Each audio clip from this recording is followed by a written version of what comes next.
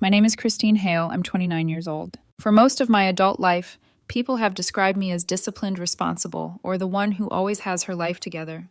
They say it like a compliment, but in my family it slowly became a curse because responsibility is just another word for expected to sacrifice yourself without complaint. I learned that the hard way. I work as a data analyst at a large commercial bank, the kind of place where the lights stay on long after the sun sets, and people like me spend years climbing invisible ladders. It's not glamorous, but it's stable, and stability has always felt like the safest thing in the world. I wasn't always the lone pillar of my family, though. There was a time when it felt like we were all equal. That illusion started to crack the year our grandfather passed away. He was the calmest presence in our stormy family, a retired math teacher who always smelled faintly of cedarwood and tea. Losing him was hard for all of us, but what came after shifted the ground beneath our feet in a way none of us understood at the time. He left $50,000 to me and another $50,000 to my older sister Cassandra, who was 33 then. My parents Evelyn and Thomas Hale inherited his old house. Cassandra had just gotten married for the first time. She was glowing with excitement, buzzing with wedding plans and Pinterest boards. When she received her inheritance, she laughed and said perfect timing. And just like that, the entire $50,000 vanished into a single extravagant celebration, a luxury venue, a ridiculous floral arch that cost more than my car, a live band open bar, catered dinners for over 200 guests. I remember watching her dance under the chandelier's hair pinned with crystals, thinking it was beautiful, and also unbelievably excessive. My friends tried to sway me too. Travel the world. Christine, go to Europe. Buy a car, live a little. But I had a dream that felt bigger than momentary excitement. I wanted my own home, a place where no one could dictate my space, my rules, or my peace. So I tucked my $50,000 into a high-yield investment account and let it sit. The years that followed were quiet but hardworking. I graduated, got my job, and lived on a shoestring budget while everyone else my age traveled and partied. I skipped vacations, wore the same clothes for years, packed lunches, and said no to every temptation. I told myself it would be worth it. Meanwhile, Cassandra's life spun in a chaotic spiral. She'd had 2 children with her first husband, then divorced. She moved into a cramped rental apartment and insisted she couldn't work. Not with 2 kids, she'd say dramatically hand on forehead like a fainting actress. She lived on alimony. And I stepped in. At first willingly, I paid her rent. I paid for groceries just this once that turned into every month. I helped with kids' school expenses. I helped my parents with bills too. It never seemed to end. But I didn't complain. I told myself this was temporary, just until I had my own foundation. By the time I turned 29, after 9 years of saving and cutting every corner imaginable, I had scraped together $200,000, enough to put a substantial down payment on a house. I found a beautiful 4-bedroom place with a quiet street, soft morning light, and a yard where I imagined planting fruit trees one day. I remember the day I signed the papers. It was raining, and the sound against the window felt like applause. Everything I had denied myself finally paid off. I moved in 6 months ago. It was the happiest day of my life. I wanted my family to share that happiness, so I invited them for dinner at my parents' place to announce the news. I expected hugs, maybe even tears of pride. Instead, the room fell into a strange silence. My mother gave me a tight smile, the kind people wear when they're clenching something behind their teeth. My father nodded stiffly.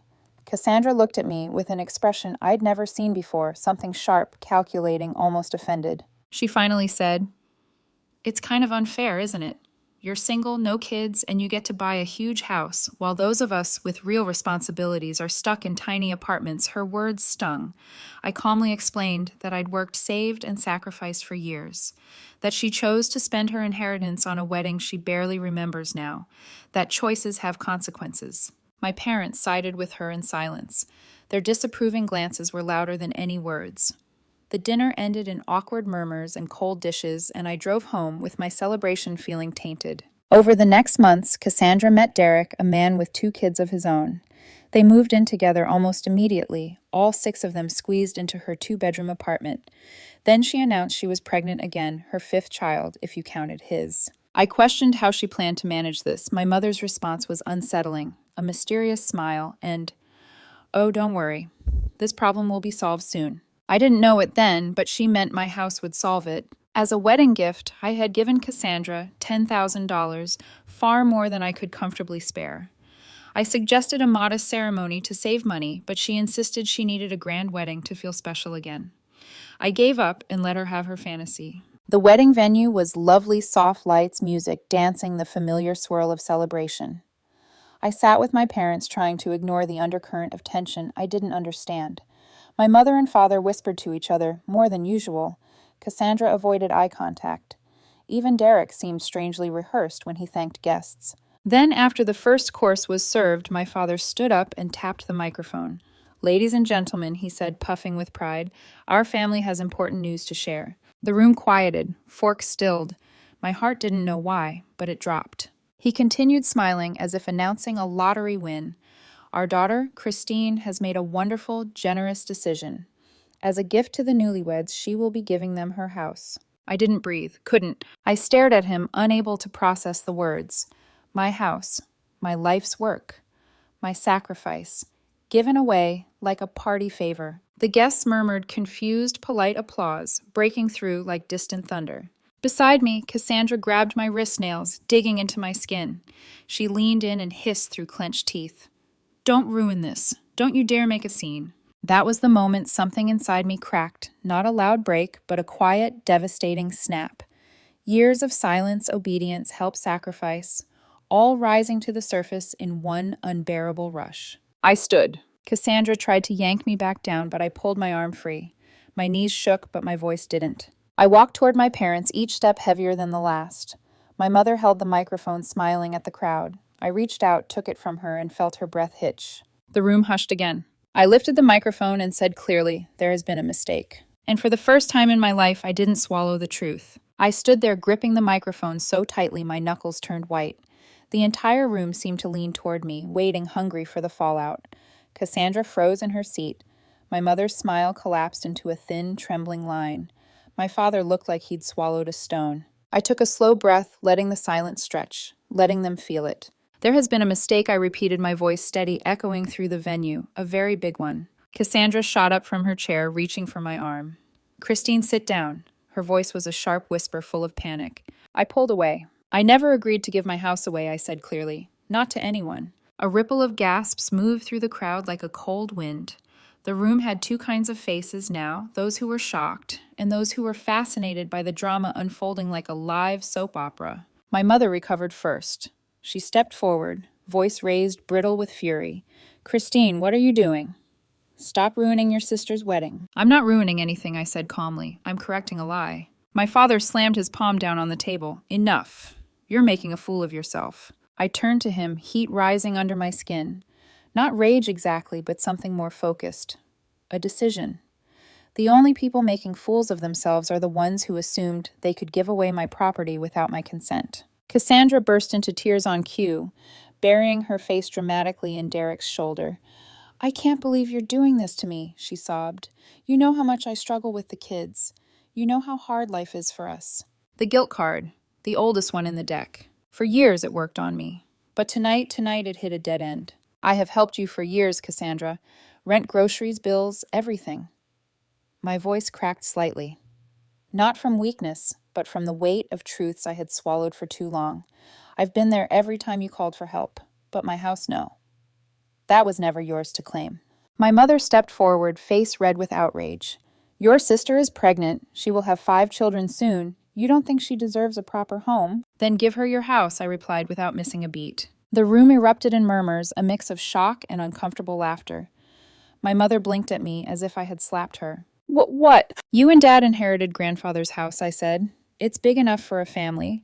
If you really believe a big house belongs to a growing family, then give her yours." My father's face flushed crimson. "You've lost your mind." "No," I said softly. "I've just found my voice." The tension snapped. Cassandra sobbed harder, accusing me of ruining her special day. Derek watched with wide, uneasy eyes, as if this marriage had just revealed a whole new battlefield he wasn't prepared for. My mother, desperate to patch the humiliation, grabbed the microphone out of my hands and forced a laugh that sounded painfully brittle. "Everyone, please ignore this little misunderstanding. We will resolve everything as a family tomorrow." I didn't stay to hear the rest. I walked off the stage and headed for the exit heels, clicking sharply against the tiles, each step more freeing than the last. I didn't look back. My chest was tight, my throat burning, but for the first time in years, I wasn't swallowing anything down. I was letting it out. Outside in the cool night air, I reached my car.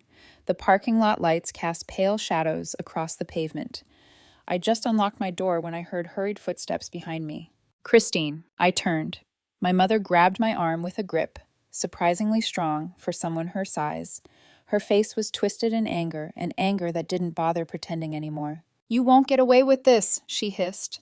"On Monday, we're coming to your house, and you will go with us to transfer that property. Do you understand me?" I stared at her hand gripping my arm, then at her eyes. For the first time in my life, I saw it clearly. She didn't see me as a daughter. She saw me as a resource. I pulled my arm free. "Monday won't go the way you think," I said quietly. I got into my car and closed the door before she could say another word.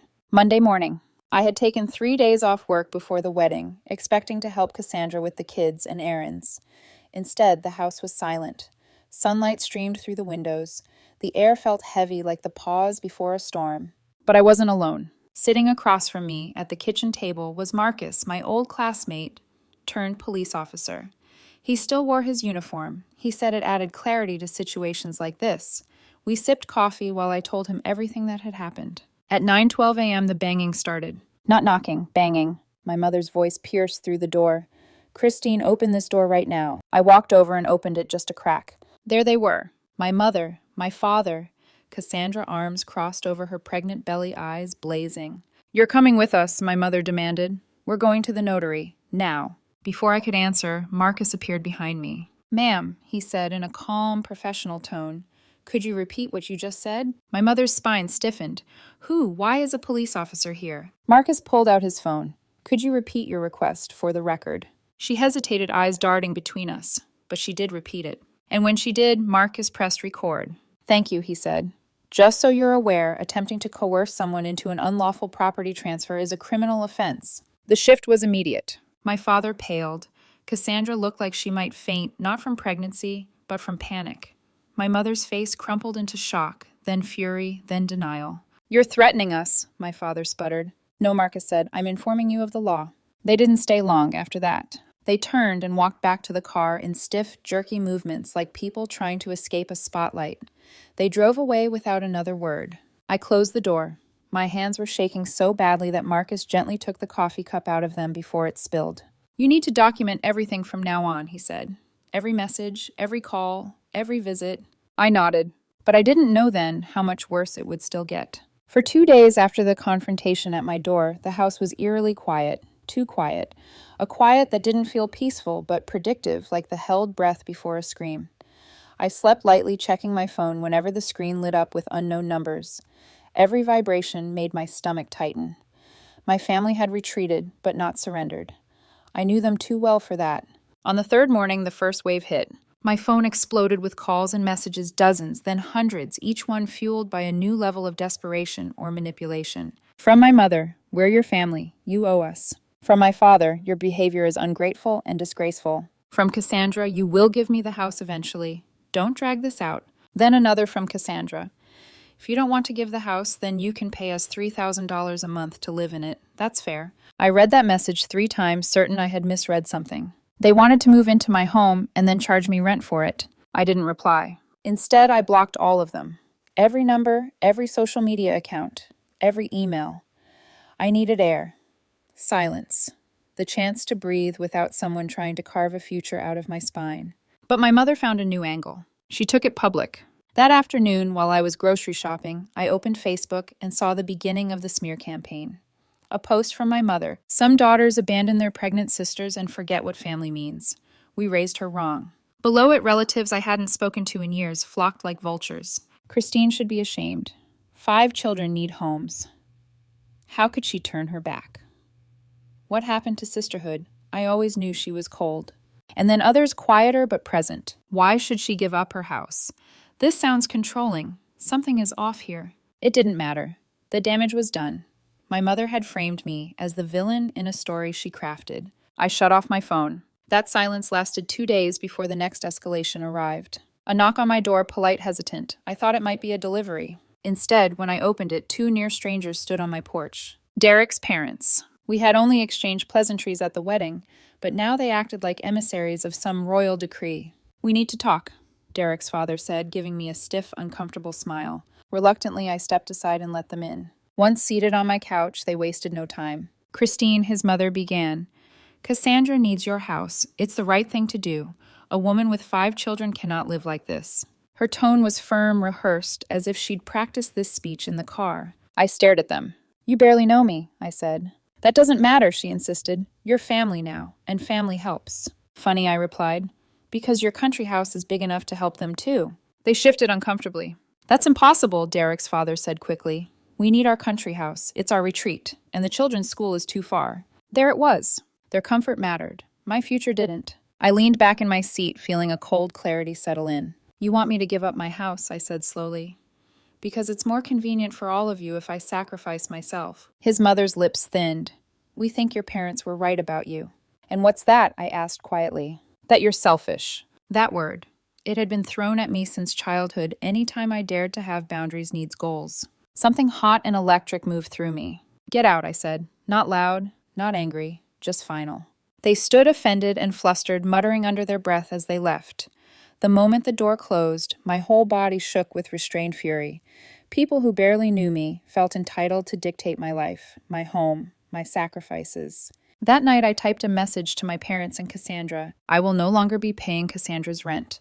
I will no longer be assisting financially. Do not contact me again." It was the first line I had drawn in my life that was truly mine. But the next day a new kind of attack came, one I didn't expect. A call from my boss. His voice sounded uneasy. "Christine, your parents called." My blood ran cold. "They asked me to talk sense into you about a family matter." I closed my eyes. Shame, anger, humiliation, all swirling. I told him everything. The wedding, the coercion, the harassment, the demands. He listened silently, then said, "You need to talk to our corporate attorney." So I made an appointment. That afternoon, I walked into the lawyer's office with a folder thick enough to drop with a thud. Inside it, screenshots of texts, copies of Facebook posts, voicemails, a recording of my mother at my door, security camera footage, and the documents they mailed me. Legal forms already filled out, only my signature missing. They had prepared them behind my back, certain I would fold like I always had. The lawyer's face darkened as he flipped through the papers. "This," he said slowly, "is attempted fraud. If they continue, you'll have grounds to pursue restraining orders and criminal action." He drafted official letters on the spot, stern, unmistakable warnings sent by registered mail and email. If the harassment continued, the next step would be police involvement. 3 days later, my mother called from a new number. She didn't cry. She didn't beg. She screamed, "You've lost your mind. Threatening your own family. You're sick. Christine. Sick." I waited for her to take a breath. "This is not a threat," I said calmly. "It's a boundary. If you contact me again with demands, I will file charges." "You wouldn't dare," she spat. "I already have a lawyer," I replied. "Try me." And I hung up, then blocked that number too. Then came silence. A deep, dangerous silence I had learned to fear. The kind families like mine produce right before launching the next strike. I thought I was prepared. I wasn't. The silence lasted for weeks, then months, so long that I almost started to believe they had finally accepted defeat. I threw myself into work, into redecorating my home, into long walks and quiet evenings that didn't feel like borrowed time anymore. The absence of chaos felt foreign, but slowly it began to feel like freedom. Then one afternoon, at the grocery store, while comparing prices on pasta sauce, I ran into Lydia, an old family friend who had known my parents since before I was born. We exchanged polite smiles, the kind you give someone who remembers your childhood embarrassments a little too well. We chatted about mundane things, her garden, her dogs, until she leaned in conspiratorially. "I ran into your mother and Cassandra a few weeks ago," she said. "I heard about everything. Terrible business, isn't it?" I braced myself for the judgment I'd grown used to, but instead Lydia lowered her voice. "Did you hear what they did?" I frowned. "What do you mean?" "Oh, you don't know." Her eyes widened slightly. "Well, I assumed they told you." A strange coldness spread in the pit of my stomach. "Told me what?" Lydia hesitated, then continued in that hushed, dramatic tone people use when delivering scandalous news. "Derek's parents sold their country house." My breath caught. "They did what?" "And your parents?" she went on, shaking her head with pity. "They sold their second car, a lot of your grandfather's things, his gold watch, your mother's jewelry. I heard they pulled all the money together and managed to buy a small house for Cassandra and her husband. I stared at her, unable to speak. A house, purchased behind my back, with items that belonged to our family, and with all the explosive urgency of people building a lifeboat because they expected a storm. But the most important detail came last. There's a mortgage on it, Lydia added. A big one. A mortgage. My heart sank, not with guilt, but with dreadful clarity. A family with no stable income. 5 children. 1 unreliable job. And a new house tied to monthly payments they absolutely could not maintain. In my mind, the truth unfolded in a single painful snap. I knew exactly who they expected to pay those mortgage bills. Lydia patted my arm sympathetically and wandered off, leaving me standing in the aisle between jars of marinara and Alfredo sauce, the weight of her words pressing down on me like a stone. I drove home in silence. No music, no thoughts, just the slow unraveling of dread. My family hadn't stopped. They had escalated. They had raised the stakes. They had once again built an entire plan around the assumption that I would inevitably fold. I had barely stepped through my front door when my phone rang. Unknown number. I shouldn't have answered, I know that. But something inside me whispered, "This is the next chapter. Face it." I picked up. "Hello." "Oh, Christine." My mother purred, her voice dripping with syrupy sweetness, so unnatural it made my skin crawl. "I'm so glad you answered. I've been wanting to talk." I said nothing. She continued brightly as if we were old friends, catching up. "We all miss you, sweetheart, and we want to rebuild this family. But first we need to discuss something important." There it was. Cassandra and Derek bought a house, she said cheerfully. They're finally settling down. But the mortgage payments are difficult. She paused, waiting for me to fill in the blank. When I didn't, her sweetness sharpened like a blade. "If you want to be part of this family again, you'll help with the payments." There it was spoken out loud, the expectation, the entitlement, the belief that my life existed to catch their fall. I closed my eyes. "No," I said, "I won't be helping." A beat of dead silence. Then a dangerous shift in her voice. "Christine, we're giving you a chance to make things right." "I didn't do anything wrong," I said quietly. "Don't be foolish," she snapped. "You caused all of this with your selfishness." "My boundaries caused nothing," I replied. "Your decisions did." "This is your family," she yelled. "We sacrificed everything for that house." "Then you're responsible for your choices," I said, steady as steel. "Not me." She breathed hard into the phone as if trying to control herself. "If you walk away from this family, you'll regret it." "I already walked away," I told her, "and I don't regret it." I hung up. Then I blocked the number. Again. 3 weeks later, my Facebook notifications lit up again. A new message request. From a brand new account. The profile picture was blank, but the name punched me with familiarity. Cassandra. I opened the message reluctantly. "Christine, I had the baby. A girl." I froze. "A niece. I had a niece." I waited for warmth, for joy, for that softening. People always talk about when a new baby enters the world. But Cassandra continued typing. "She's healthy. Perfect. Then you'll never meet her. And finally, you're not part of this family anymore. Stay away from us." The words hit me like snow, cold, quiet, numbing. I read the message twice, 3 times.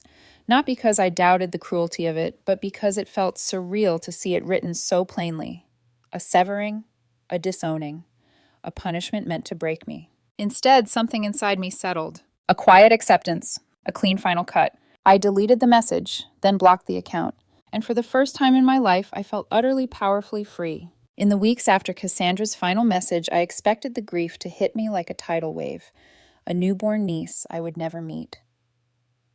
Words designed to slice through bone and hit the most vulnerable parts of me. But instead, something strange happened. I didn't break. If anything, I felt a lightness, as if someone had finally cut the last fraying rope I'd been clinging to, out of obligation, guilt, and history.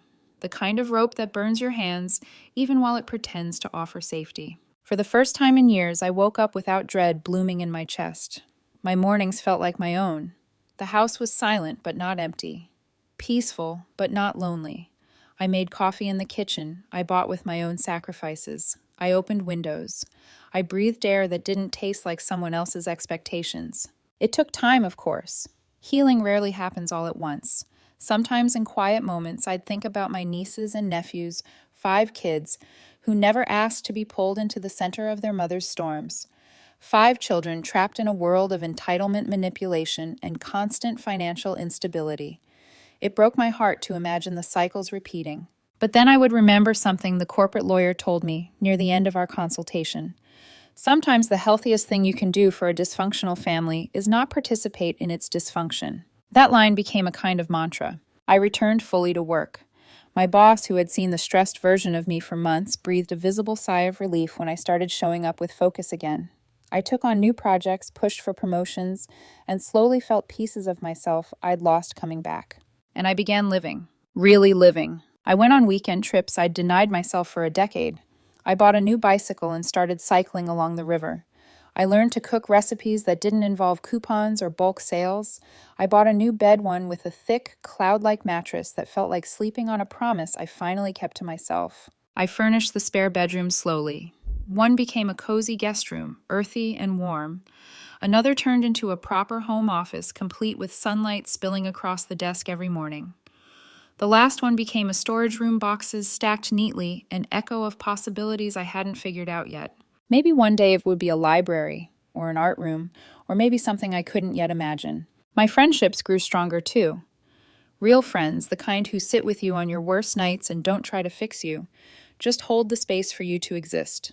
They celebrated my victories. They listened to my thoughts. They told me I wasn't wrong, wasn't cruel, wasn't selfish. Your family didn't want help, my friend Alina said one night over wine. They wanted control. She wasn't wrong. And little by little, the truth settled inside me. I wasn't a villain for defending my home. I wasn't heartless for refusing to be financially exploited. I wasn't a bad daughter for wanting my own stability. I wasn't a bad sister for expecting adults to take responsibility for their own choices. I was human, with limits, with needs, with a right to say no. Months passed quietly. Then, on an ordinary Tuesday, as I sat on the back porch, watching the late afternoon sun spill across my yard, I let myself imagine something I hadn't dared consider before. The future. A future free of the claws of old obligations. A future where relationships, romantic or otherwise, would be built on respect, not guilt.